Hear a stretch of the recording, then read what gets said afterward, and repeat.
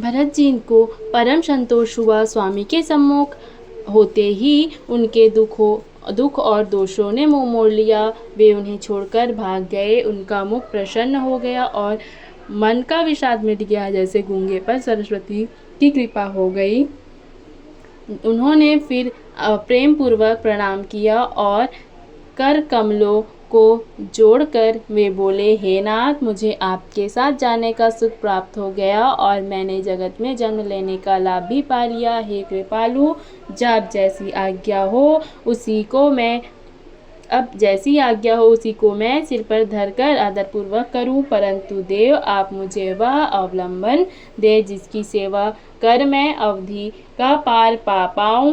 हे देव स्वामी, के आपके अभिषेक के लिए गुरुजी की आज्ञा पाकर मैं सब तीर्थों का जल लेता आया हूँ। उसके लिए क्या आज्ञा होती है? मेरे मन में एक और बड़ा मनोरथ है, जो भय संकोच के कारण कहा नहीं जाता। हे भाई, कहो। तब प्रभु की आज्ञा पाकर भरत जी ने पूर्ण सुंदर वाणी बोले, आज्ञा हो तो चित्रकूट पवित्र स्थान, तीर्थ, वन, पक्षी, पशु, तालाब, नदी, झरने और पर्वतों के समूह तथा विशेष कर प्रभु आपके चरण चिन्हों से अंकित भूमि को देख आऊं।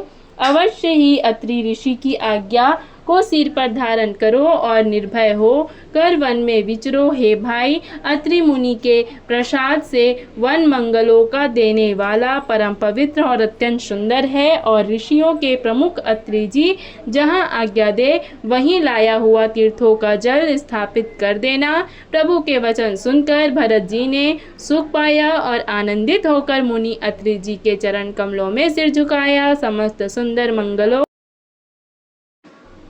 का मूल भरत जी और श्री रामचंद्र जी का संवाद सुनकर स्वार्थी देवता रघुकुल की सराहना करके कल्प वृक्ष के फूल बरसाने लगे। भरत जी धन्य है, स्वामी श्री राम जी की जय हो, ऐसा कहते हुए देवता बलपूर्वक अत्यधिक हर्षित होने लगे। भरत जी के वचन सुनकर मुनि वशिष्ठ जी, मिथिलापति जनक जी और सभा के सब किसी को बड़ा उत्साह आनंद हुआ।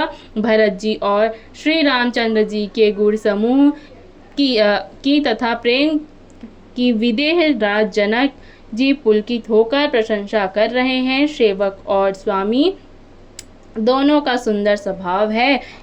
इनके नियम और प्रेम पवित्र को भी बहुत पवित्र करने वाले हैं। मंत्री और सभासद सभी प्रेम मुग्ध होकर अपनी अपनी बुद्धि के अनुसार सराहना करने लगे। श्री रामचंद्र जी और भरत जी का संवाद सुनकर दोनों समाजों के हृदयों में हर्ष और विषाद दोनों हुए। श्री रामचंद्र जी की माता कौशल्या जी के दुख और सुख को समान जानकर श्री रामचंद्र जी के गुण कहकर दूसरी रानियों को धैर्य बंधाया। कोई श्री राम जी की प्रशंसा की चर्चा कर रहे हैं, अर्थात बड़प्पन की चर्चा कर रहे हैं, तो कोई भरत जी के अच्छेपन की सराहना करते हैं।